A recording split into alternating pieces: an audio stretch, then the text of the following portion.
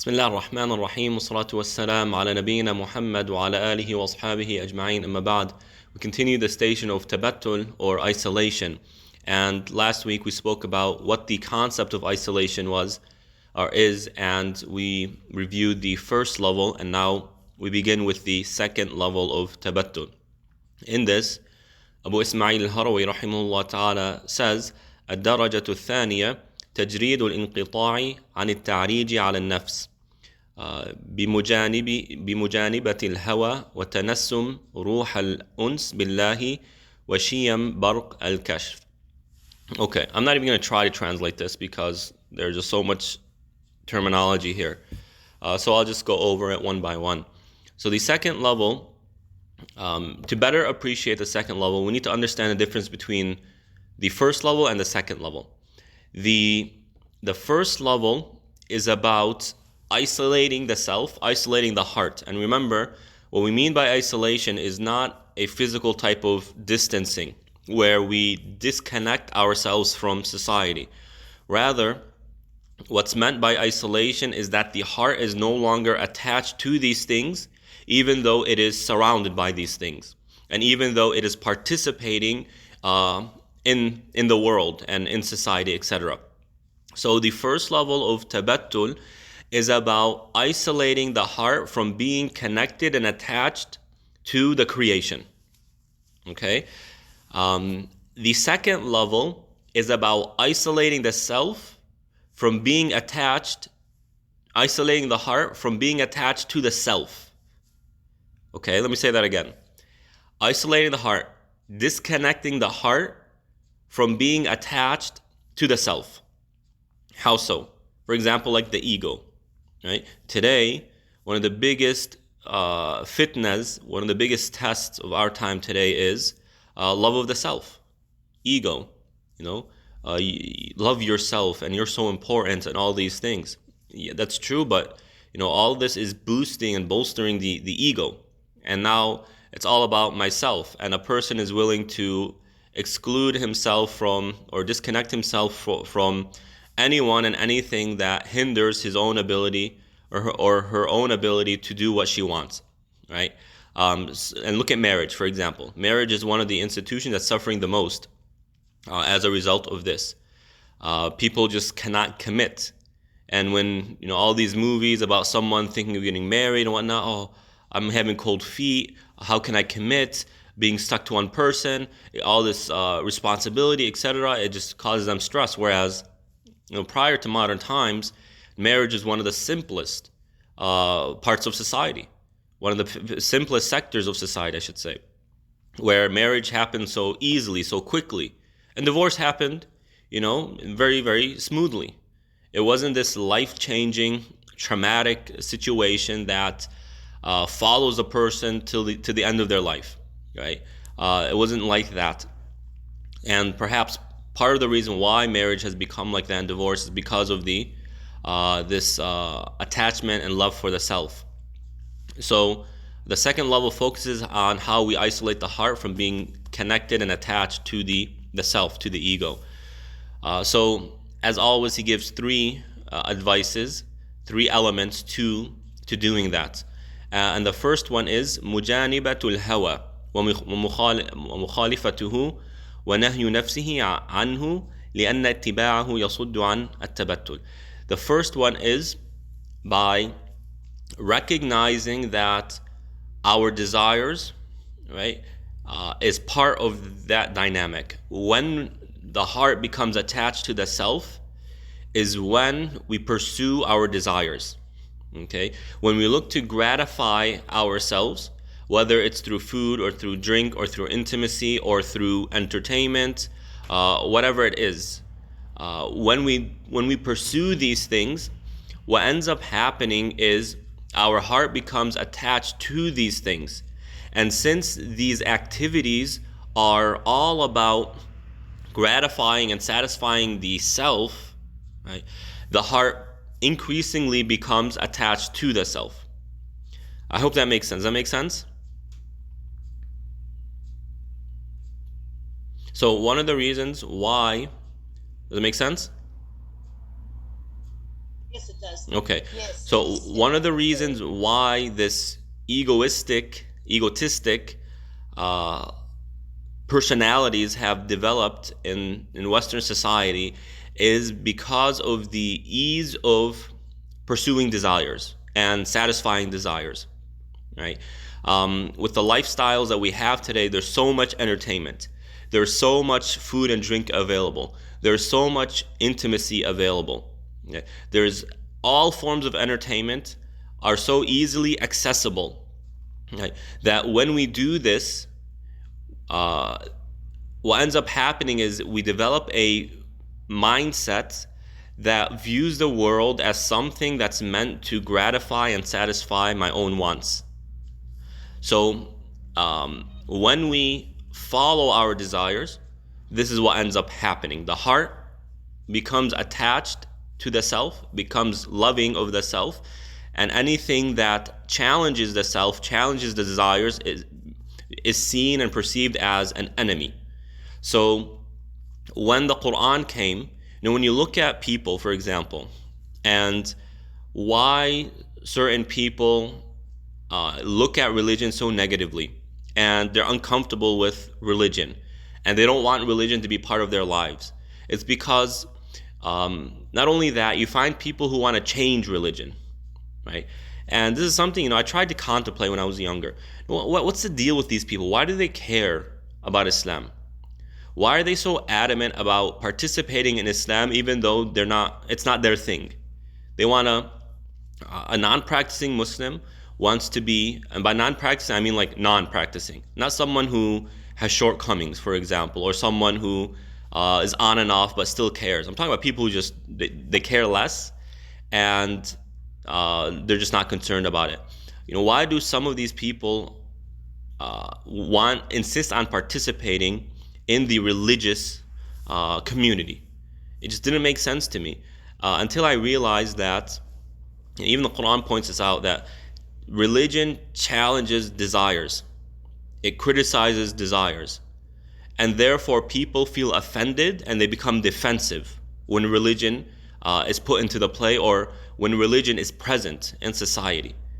So for example, you find that, I've noticed sometimes that sometimes when for example, a man who looks religious outwardly, right, as a beard, and you could clearly see this is a religious man, a religious Muslim man. They're walking around, and someone who's a Muslim but is not as religious, they get bothered just by the person's presence, even though they don't know each other. What's bothering them? Right? What's bothering them is that man who looks religious on the outside represents a lifestyle that challenges his own lifestyle, right? And for sisters, for example, who wear hijab, and they're walking around, and some women, look at these sisters with such, disgust. Like, what's wrong with you? And my wife has asked me before when she first came, like, well, have they not seen a hijab before? They've seen a hijab before, whether it's on TV or in real life, right? But she's like, okay, why are they so upset? Why do they look so why do they look so uncomfortable when they see me? And I told her that you represent something that challenges their own lifestyle, and that bothers them. So Abu Ismail here, rahimahullah ta'ala, is telling us that in order to disconnect the heart from being attached to the self, to the ego, then we need to put our desires aside, and we need to go against it, and we need to abstain from doing these things, right? And of course, obviously, desires that are forbidden, this isn't obvious. We need to stay away from that. But we can include, in this particular context, even desires that are permissible. Why? Because even though a desire might be permissible, pursuing it does affect our iman to an extent. It's not detrimental to our iman, but it can affect our iman by at least preventing us from utilizing our time in a more profitable or a more fruitful manner. And we've gone over this before. So that's why it's important to do that. So the more we engage our desires, the more our heart becomes attached to the self and to these desires. And that's why Ramadan is so important, by the way, right? SubhanAllah, when you look at born Muslims, Ramadan is a very easy thing for them. Even, maybe the first 2 days are difficult. You get a headache that first day, but after that, it's easy as pie, easy as cake. You feel like you could do this throughout the entire year. It's very easy for us. But for people who just converted, right, and it's their first Ramadan, it is such a difficult task for them. Why? Because the body has not developed any defensive mechanisms or offensive mechanisms against desires. So when they start fasting Ramadan, that first Ramadan is so difficult for them. Why? Because the body isn't used to this type of lifestyle. So we need to appreciate that for them, and we need to recognize it. So Ramadan plays an integral role in keeping our desires in check, keeping it at a threshold or under a threshold where we are in control of our desires and our heart has been, to a healthy extent, disconnected from the love of the self or these other things that we've mentioned. And in this regard, Allah subhanahu wa ta'ala says, فَأَمَّا مَنْ طَغَى وَآثَرَ الْحَيَاةَ الدُّنْيَا فَإِنَّ الْجَحِيمَ هِيَ الْمَأْوَى وَأَمَّا مَنْ خَافَ مَقَامَ رَبِّهِ وَنَهَى النَّفْسَ عَنِ الْهَوَى فَإِنَّ الْجَنَّةَ هِيَ الْمَأْوَى. Allah subhanahu wa ta'ala says, as for those who transgressed and favored this life, meaning they chose this life over the next life, which means disbelief, right? Someone who chooses this life over the next life, in the Quranic context, means someone who rejected the notion of the next life or rejected revelation because of their pursuit of this life, right? Then hellfire is their abode. As for those who were fearful of their position in front of Allah subhanahu wa ta'ala, the moment where they will stand in front of Allah, and they restricted the self from desires, then paradise is their abode. So there's a lot to gain and a lot to lose in this regard. The second element is تنسم روح الأنس بالله ويكون ذلك بعد مخالفة الهوى لأنه لا يحصل to the end. Okay, to تنسم, this word nasim, nasim is used in Arabic poetry, classical Arabic poetry, and by classical we mean pre-Islam.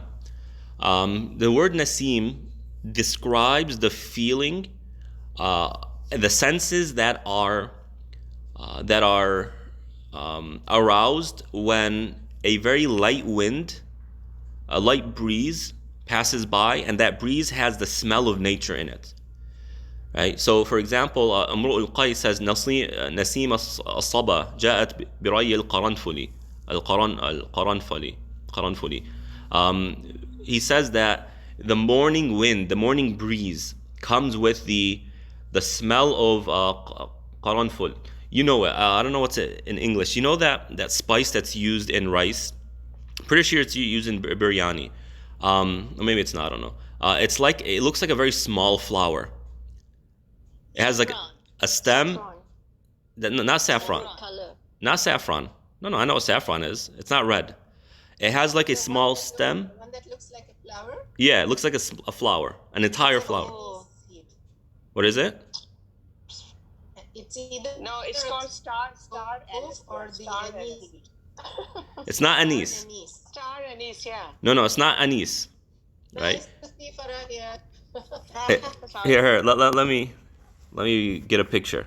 You know for sure. Brown star. It's not just a star. It has like a stem, and on top of it, it's like an entire flower. Oh, clove. You mean clove? Cloves. There you go. Cloves. Cloves. Right? Yeah, it's used in biryani. Definitely. Yeah, it is, right? Because I know it's used in Mindi, some of the Saudi rices, which I know is very much influenced by South Asia. So that's what he's saying, that morning breeze, or the breeze of the wind, the Saba, is a wind that's coming from a particular direction. I forgot which one. It has this sense, this feeling, where it's very comfortable on the face, on the skin. At the same time, it brings that very distinct smell. So here Abu Ismail is saying, experiencing that arousal of the senses when, as a result of uns billah. Remember the word uns, solace with Allah? That's our Ramadan khatiras were all about, right? When you have this moment of solace with Allah, it arouses these senses, these feelings. It's as if you can taste it and you can smell it and you can feel it. It feels so good. You know what? Those moments where you feel so relaxed, so comfortable, and that kind of sensation it brings on the entire body, where you feel so relaxed. I mean, we've all had a moment once a year, right? Especially those who have kids around. You get that every now and then. But with the having this solace with Allah subhanahu wa ta'ala, this moment of solace with Allah arouses these feelings, these sensations. And Abu Ismail points out something. He says that this feeling of uns, the solace with Allah subhanahu wa ta'ala, can only come after rejecting and going against our desires. Why is that? Because of the following. Very beautiful description. He says that desires are something that we love, right? We love our desires. Why? Because it brings us an amount of sensation and gratification. It feels good, in other words. So, for example, when let's say for us adults, we like our morning coffee. By the way, don't include this in the desires category, okay? But I just want to kind of bring the point across. We love morning coffee. We love starting our day off with a cup of coffee, sitting there for 15, 20 minutes, looking at the news, reading messages, whatever, just that morning relaxation before we start our day. We really love that. Why? Because it brings us an amount of sensation and relaxation. Now, if you were to not do that, so that, for example, you didn't have your morning cup of coffee. Why? Because you wanted to do something with your child, right? And you didn't have time for that morning cup. This is probably a bad example. This is a bad example. I don't. Let me give you another example. When we are attached to something, our desires, it's because it brings us an amount of solace. It brings us an amount of gratification, okay? Now, if we were to reject that and leave it, the only reason we would reject it and leave it is for something we perceive to bring us better gratification, okay? So, when, as Muslims, we reject, for example, alcohol. Someone comes, you're at a party or you're at some sort of graduation or some sort of business event, and one of your co-workers comes and offers you a cup of wine or a glass of wine, and you reject it, right? Now, as Muslims, we reject it obviously because of Islam. Allah tells us not to do that, or else why wouldn't we? Drinking a glass of wine and is a social thing. So just like we Arabs and Desis, tea is something integral to our socializing. If someone invites you to their home and they don't offer you tea sometime during that gathering, I mean, what's the deal, right? I remember one time when I was in Jordan, someone was saying that he was invited to a place and they didn't offer him tea. I didn't offer him tea, and he said, I will never go back to that place, that person's home again, ever. Even for their children's weddings and whatnot. It was so offensive to them. Why? Because it's something integral. Well, in Western, obviously we know that in the West, that wine is something like that. It has that place.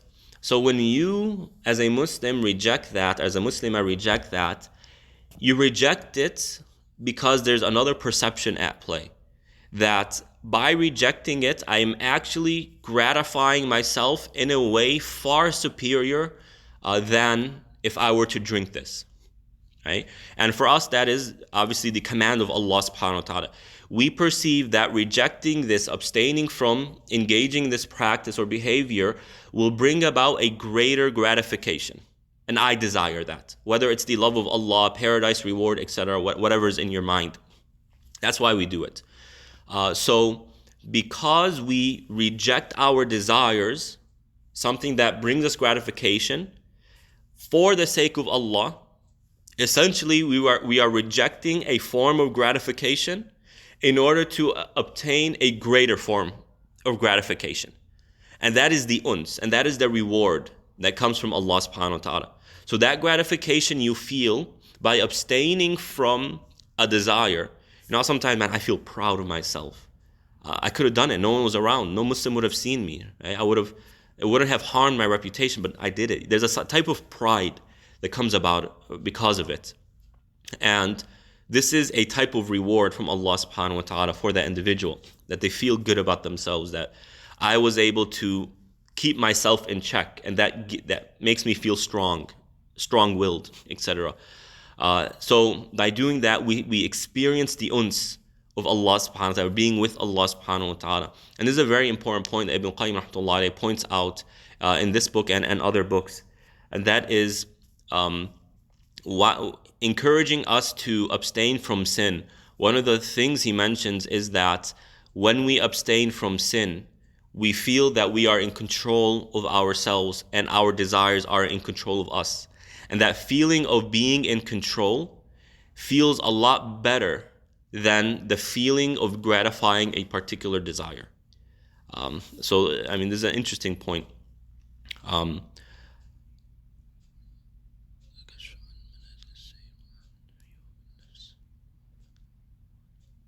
Okay, and one more point. No sound. Can you hear me?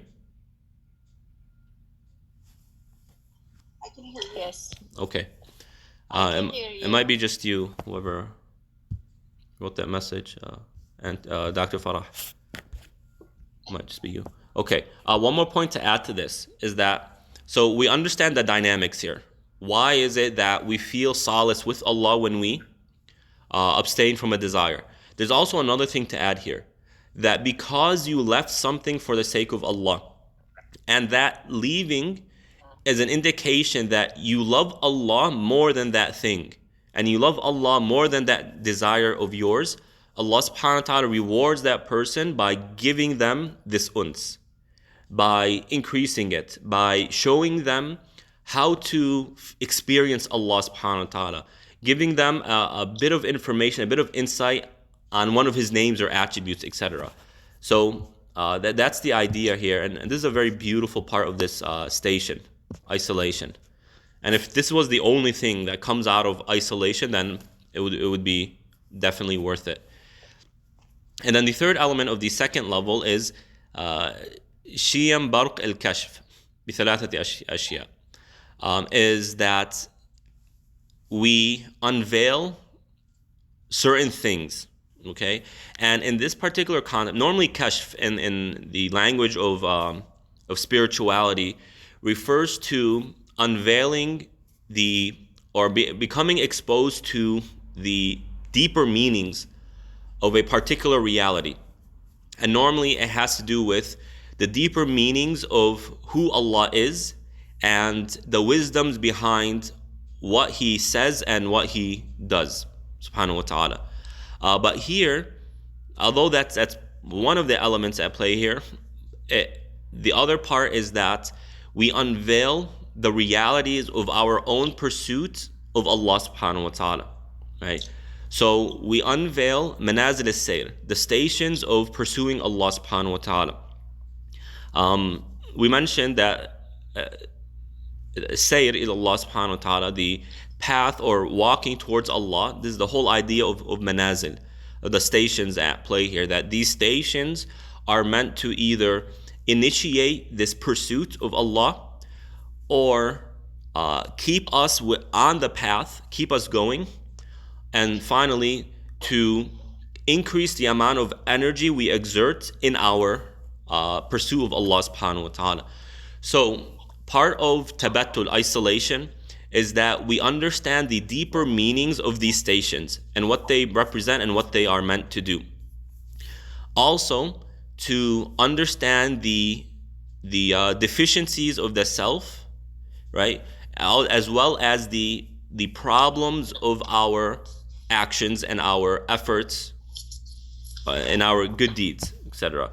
So what that means is the following. In order to isolate the heart from being attached to the self, one of the things that we need to do is recognize the faults and the deficiencies of the self and our actions.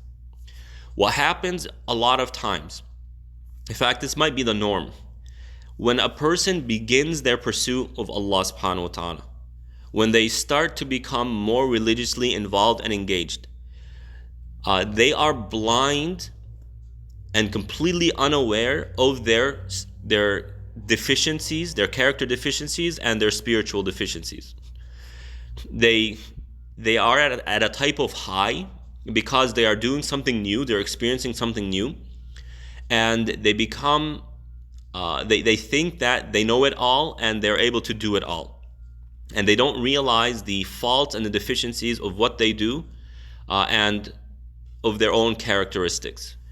So by taking time and realizing the faults of my own character, for example, you sit and you think, man, I had a time where I got into an argument with someone and I didn't act properly. That shows that I don't have, I need work on my patience. Also, I need work on my wisdom, how I engage people.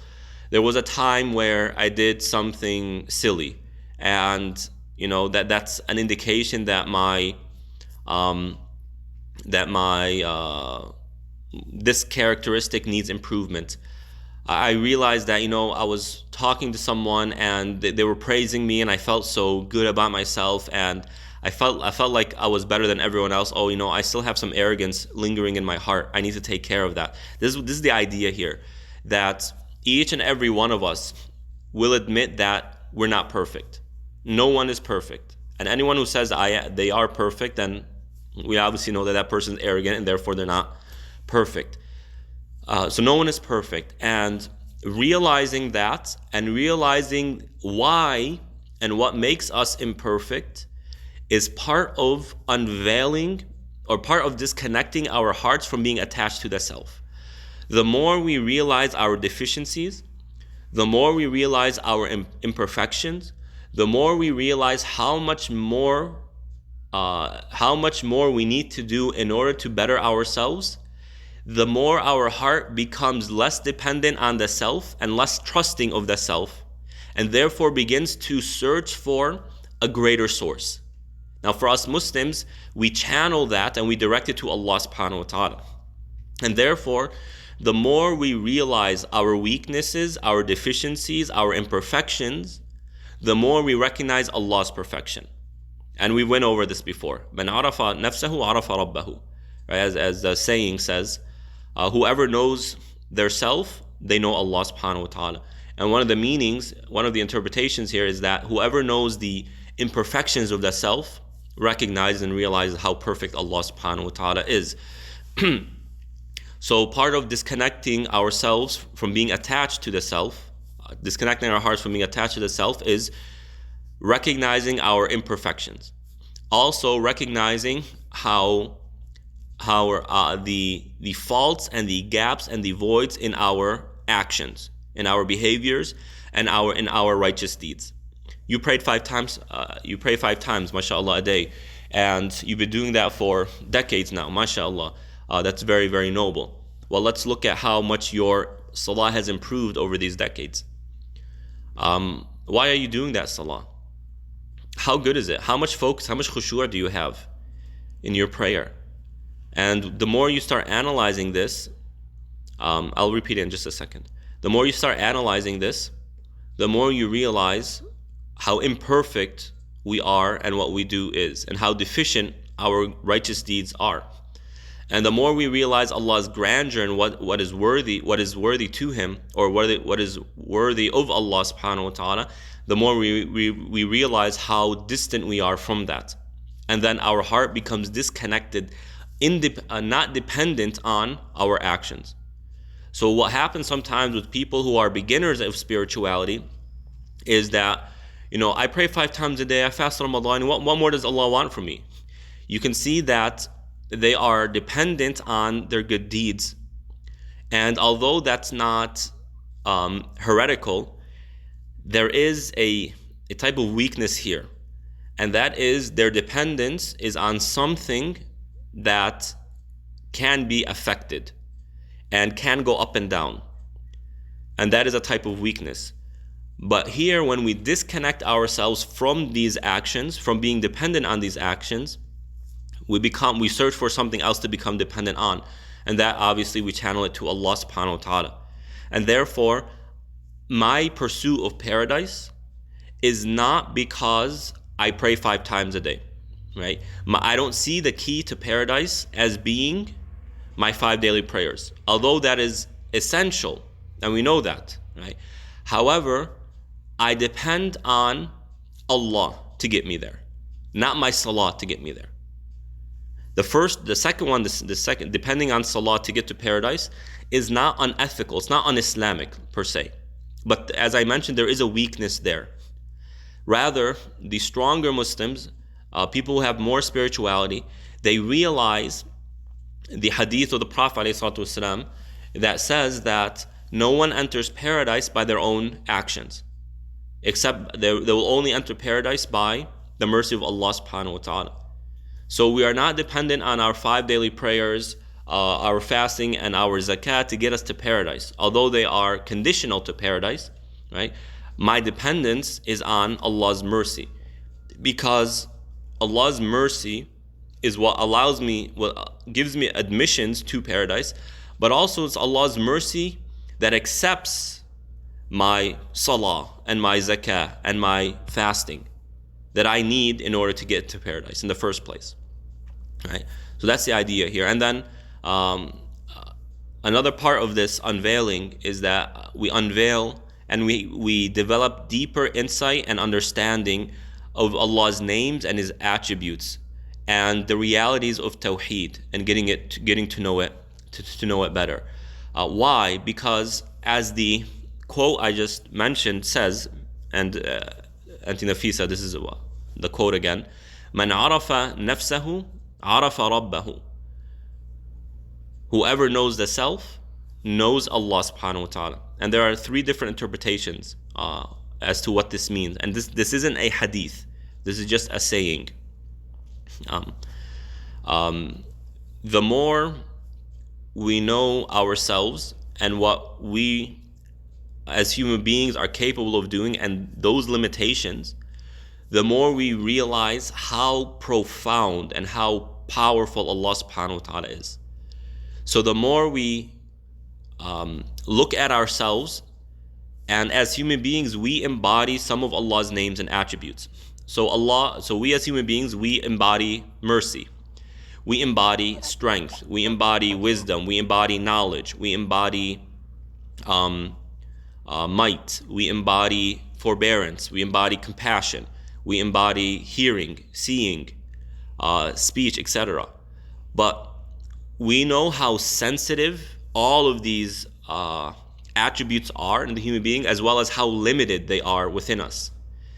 And when we compare what these characteristics, these attributes can do for us, right, by looking at human accomplishment, and then we compare that with what these attributes, or what Allah can do with these attributes, you see the difference. So our knowledge, we as human beings, we are a species of knowledge. And our knowledge has given us the ability to build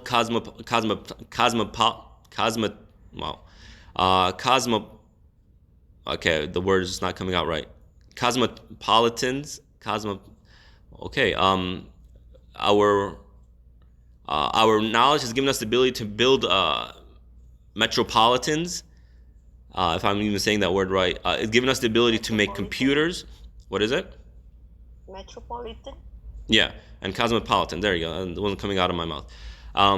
It's given us the ability to go to the moon, to send equipment into space, to observe the universe.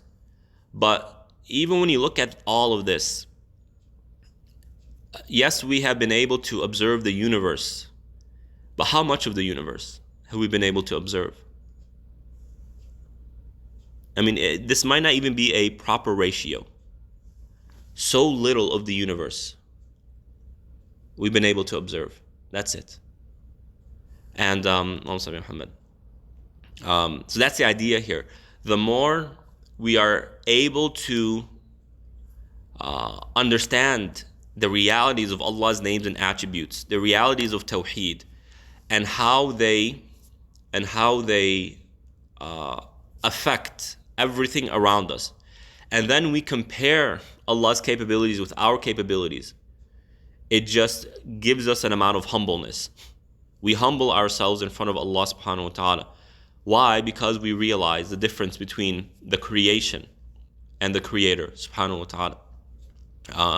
And by doing that, we disconnect ourselves, we disconnect the heart from ourselves. Why? Because we realize that there's something much greater. And the more we realize that grandeur, His grandeur, the more we realize how small we are, subhanahu wa ta'ala. So that's the idea, and that's the second stage, the second level. We isolate, the second level of Tabatul is isolating the heart from being attached to the self, and then we went over how that works. The third level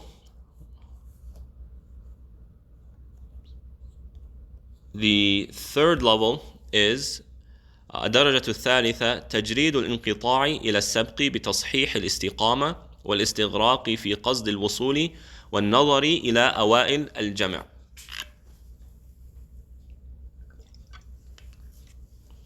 So the goal of the third level of Tabattul is the pursuit of the higher levels.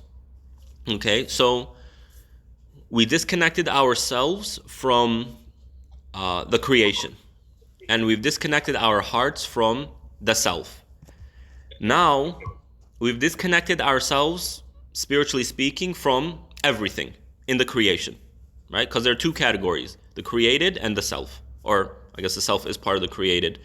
You have the self and you have other than the self. So the first two levels focused on disconnecting the heart from both of these two realities. Now, in order to perfect and to preserve that isolation, we need to find a home to attach our hearts or place our hearts in so that it doesn't go back to these previous two. So I alluded to this just now, and that is what the heart needs something to depend on. And the heart needs something to gratify it, to satisfy it. The heart needs something to arouse its emotions. If we don't feel emotions, we're not living, right? And therefore, someone who's in a state of emotionlessness, there might even be a psychological term, or it might be categorized as a psychological problem. Someone who doesn't feel anything, that's problematic. So, Tabattul is not simply isolating ourselves. It is preserving that isolation by putting the heart in a new home, and that is obviously Allah subhanahu wa ta'ala. And to do that, Abu Ismail rahimahullah ta'ala is recommending that we increase our pursuit, we strengthen our pursuit of the higher levels. Because the more we are focused on obtaining the higher levels of Iman, the higher levels of paradise, the more we are preoccupied by this goal, and thus occupied, the more we occupy ourselves because of this goal, and for this goal, we become preoccupied from the wants of the self and being connected to the creation. If that makes sense. Does it make sense?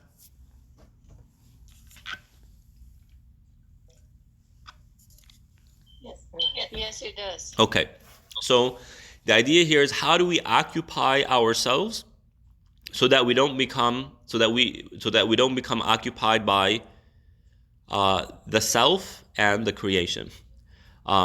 We do that by focusing on istiqamah. Right? Istiqamah is this notion of being upright in our goal.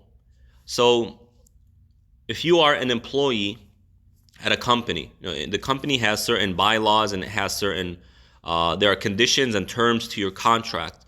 Someone who is mustaqim in their as an employee is someone who honors that agreement and that contract. That is someone who's mustaqim. You're doing what you need to do, and you're not going off chart. Likewise, when it comes to spirituality, that's the same idea. We focus on istiqamah. We focus on making sure that we are upright and honoring the terms of our contract and our relationship with Allah subhanahu wa ta'ala. Right? And part of that, in the spiritual realm of this, you have the fiqh realm, obviously, what we need to be doing, what's halal, what's haram, what's obligatory, etc. In the spiritual realm, that istiqamah is about being our thoughts and our hearts being occupied by pursuing Allah subhanahu wa ta'ala and not being preoccupied by other than Allah subhanahu wa ta'ala. So the more we think of Allah, the more Allah occupies our hearts and our minds, the more istiqamah we have, the more uprightness we have. Why? Because that is what I am focusing on. If I didn't care about Allah subhanahu wa ta'ala, I don't care about what Allah subhanahu wa ta'ala thinks of me, then I wouldn't be preoccupied with Him in the first place. So the more Allah captures our hearts and our minds, the more preoccupied we become from these other things. And then consistently being face to face with Allah subhanahu wa ta'ala, putting our faces towards Allah subhanahu wa ta'ala. And of course, this is in the metaphorical sense. When you think of what you're doing, what are your goals in your life? What are your daily activities, your daily routines? Are these things putting you in the direction towards Allah or not? Right? And this is something we be honest with ourselves. And it's a tough question because, again, it starts challenging our desires, really. And being preoccupied and being occupied by that which Allah loves, subhanahu wa ta'ala. And being occupied with having the willpower to always pursue that which Allah subhanahu wa ta'ala loves and that which Allah subhanahu wa ta'ala wants.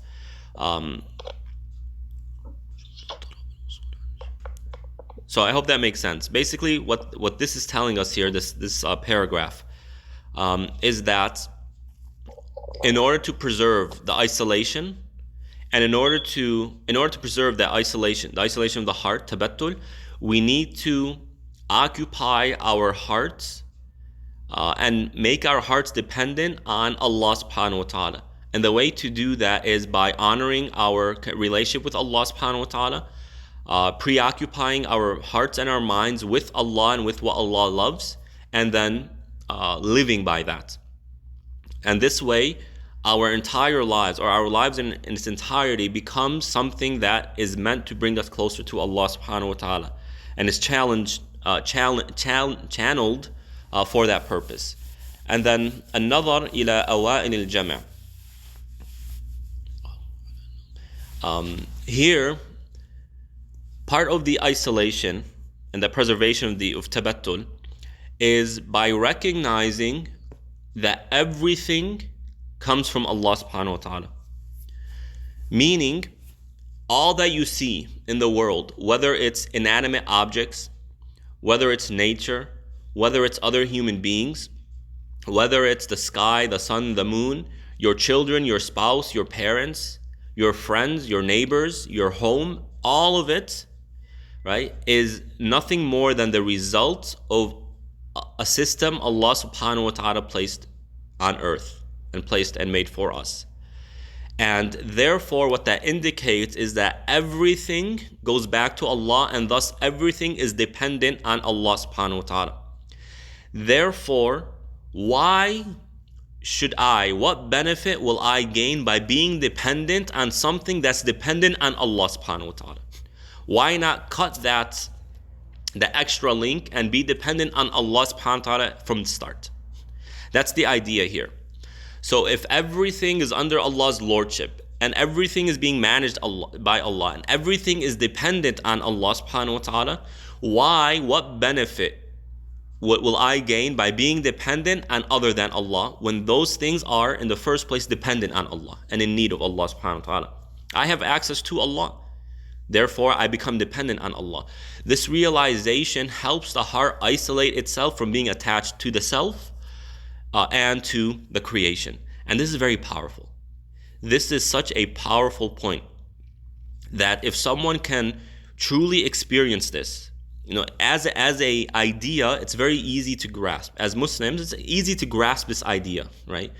But in order for it to really impact our hearts and our minds and our behaviors, we need to experience it. And the way to experience it is to constantly consider it, right? So these ideas, they enter the mind, and we've spoken about this before, right?